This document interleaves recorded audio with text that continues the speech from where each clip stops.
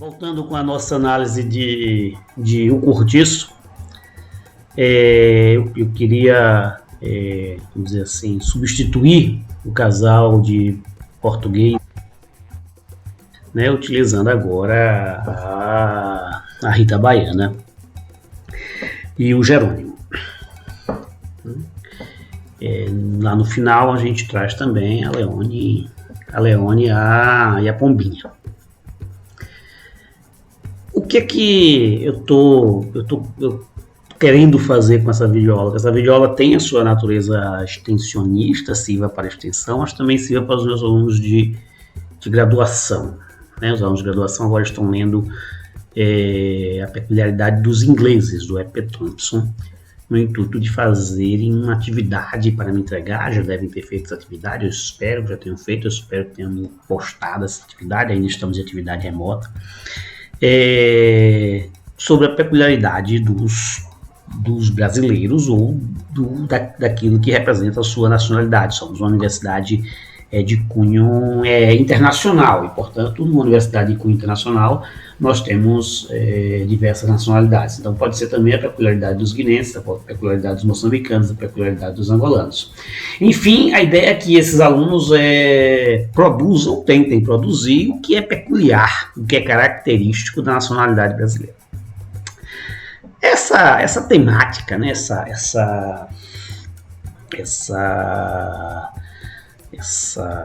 esse debate em torno do que é o Brasil, desde o processo de independência, isso é existente premente, isso sempre fez parte da nossa realidade. Né? Porque há que se responder, né?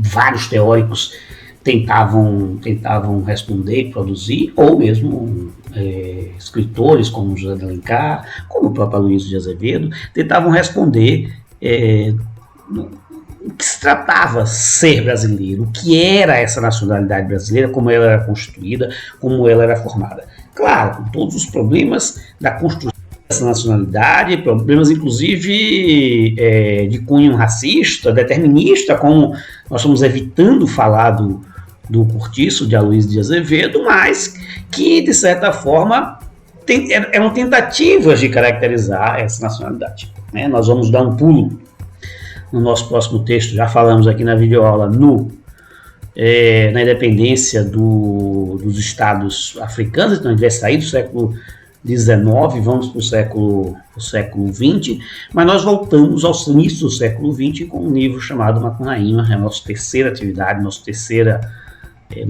debate, tentando fazer com Macunaíma a história do início do século XX no Brasil. E também a ideia das nacionalidades, das construções das nacionalidades, né? Seja da nacionalidade angolana, em Luandino, seja da nacionalidade brasileira, em Macunaíma, ou, né, essa construção da nacionalidade em O Cortiço. O que é ser brasileiro? Porque quer queira, quer não, e aí eu peço para vocês para ler a página 164, spoiler em cima de spoiler, e na página 164 da minha versão, pelo menos, eu não sei qual é a versão de vocês, ele vai assim escrever: e assim, pouco a pouco, se foram reformando todos os seus hábitos, singelos de aldeão português, e Jerônimo abrasileirou-se. Ou seja, ele aqui já começa a falar, né, que o português começa a abrasileirar-se. O que significa abrasileirar-se? Significa um conceito bem concreto do que é o brasileiro. Vejam, isso seria intrigante, né? Hoje, definir o que é o brasileiro. Não sei nem se os meus alunos conseguiram fazer isso. Agora imagine isso pós-independência. Né? A marca necessária dessa separação. Mas a marca necessária da separação muitas vezes vem com um processo de negação daquilo em que você se projetava. Parece loucura. Eu preciso romper com o português.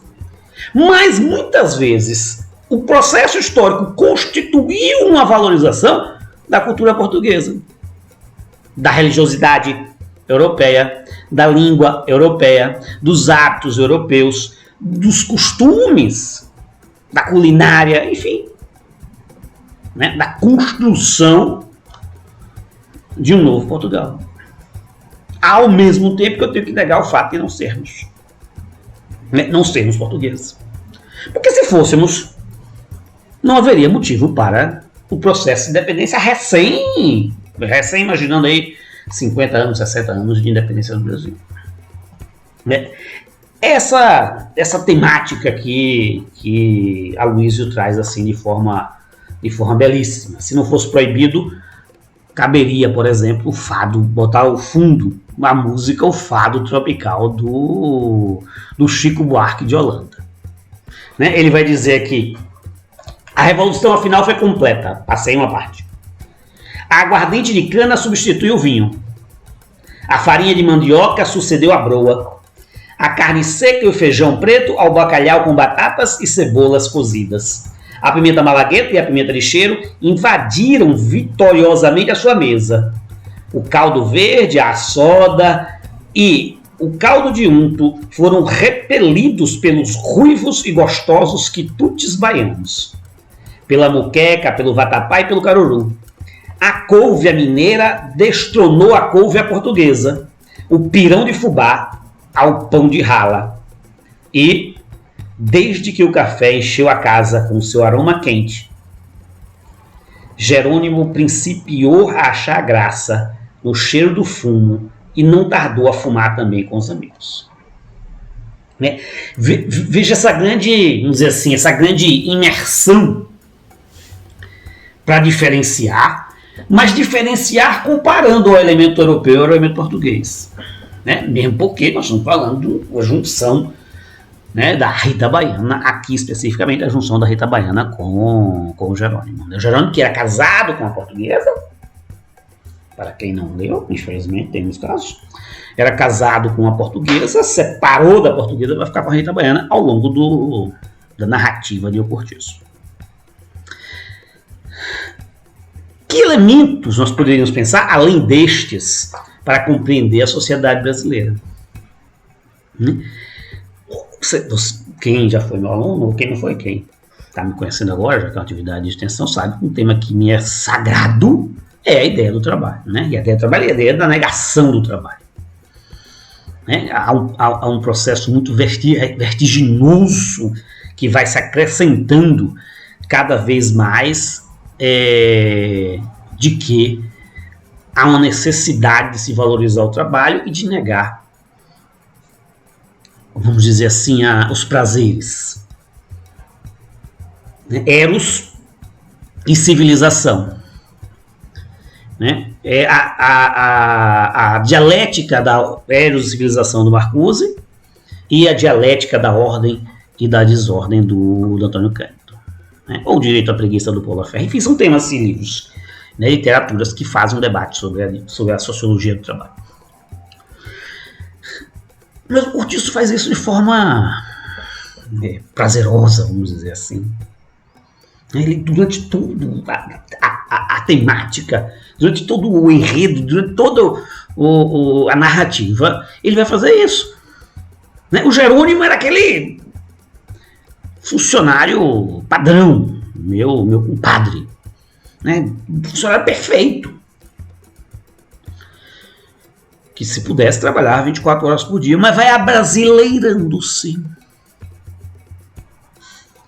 Vai negando o trabalho em virtude do ócio.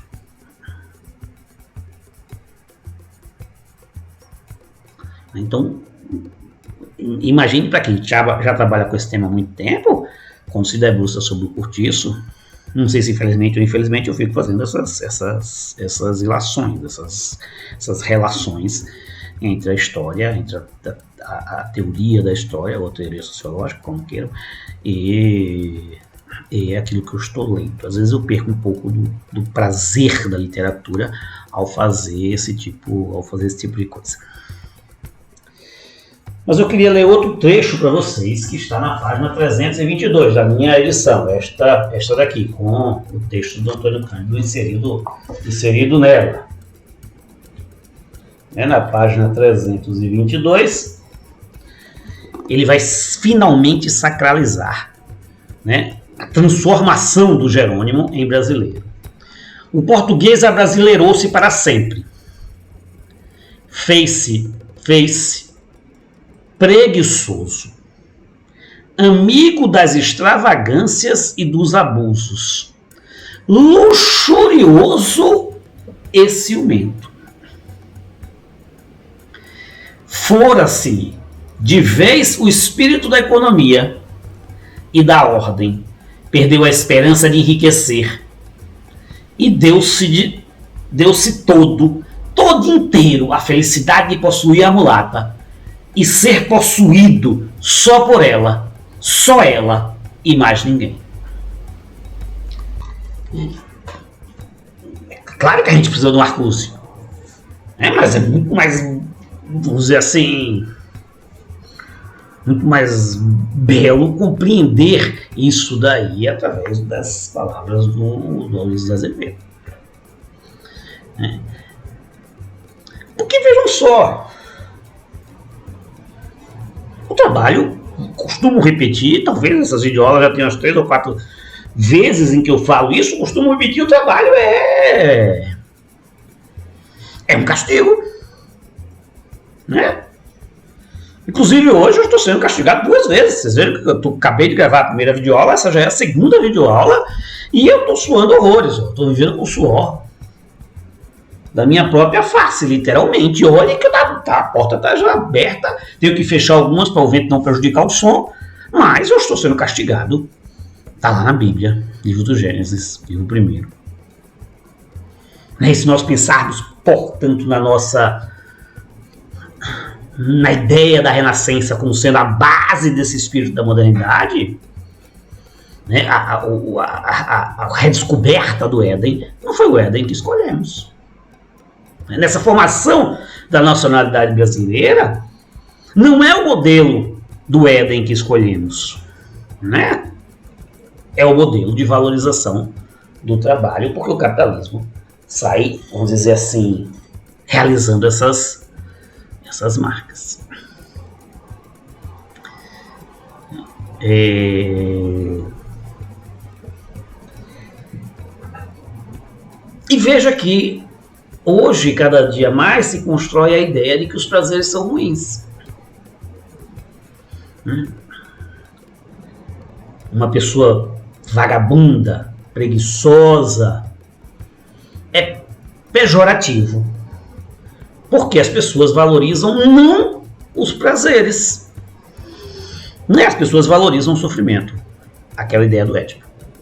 Não vamos retornar aqui isso daí, nas outras videoaulas, inclusive videoaulas que não tem nada a ver com história e literatura, eu trato sobre isso. Quem quiser vai lá e assiste. Mas o que é importante a gente pensar aqui é essa negação dos prazeres, né? E por isso que eu disse que no final eu ia recorrer a Pombinha. A Pombinha, ela é uma menina que nasce arremediada, mas perde o pai e a mãe vai ter que se transformar em lavadeira, né? Mas recebe ajuda de uma madrinha que era prostituta na cidade, e prostituta, não se sabe se francesa de fato, mas, ou com característica francesa, era muito comum essas imitações polacas, francesas, enfim, faz parte também do imaginário do século XIX e do século XX, essas figuras. E essa madrinha, todos, não só a madrinha, mas todos esperavam ansiosamente o casamento da Pombinha, prometida há algum tempo, mas quando a menstruação não vinha e a mãe não aceitava que ela casasse sem que a menstruação viesse.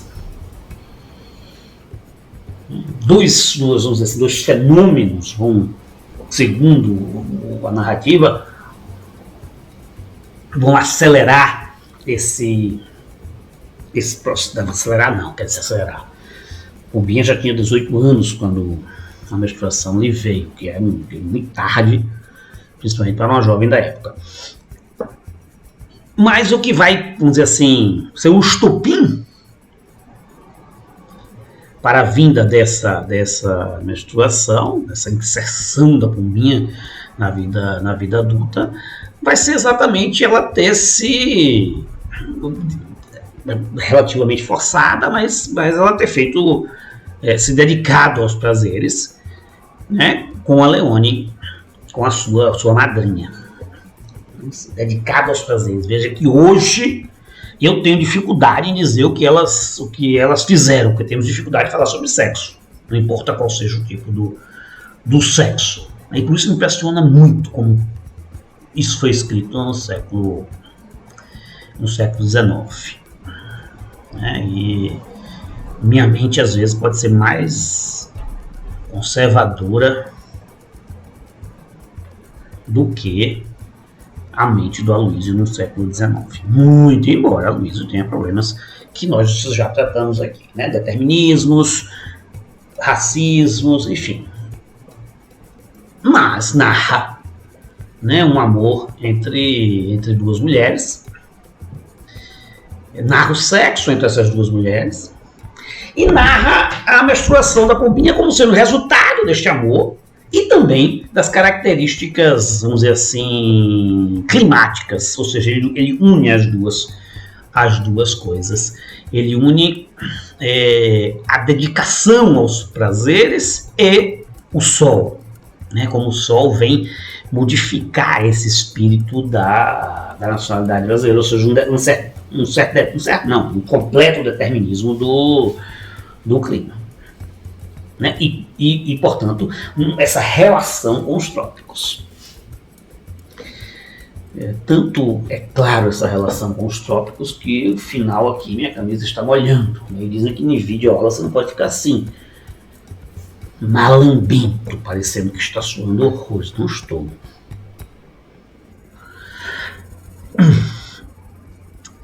Mas é isso. Eu não sei se eu quero esgarçar muito mais o cortiço do que essas duas grandes temáticas. O cortiço me permitiria muita coisa, muitos debates. Mas eu queria que esses debates estimulassem vocês a lerem, até para me criticarem, a serem contra aquilo que eu falei, a me refutarem, enfim, só que o meu grande interesse é que vocês leiam o Cortiço de Aloysio de Azevedo e sintam o prazer que eu sinto ao ler uma literatura como esta. Para mim isso não é, quer dizer, porque tem que gravar depois e fazer essas coisas, montar não sei o que, olhar para essa bolinha iluminada, aquela bolona iluminada, e depois agora ainda estou com outra câmera aqui, que vocês perceberam que eu vou testar fazer esses cortes de gravação. Mas leiam o Cortiço e sintam esse prazer no trabalho que eu estou sentindo, mesmo com o suor da minha própria face.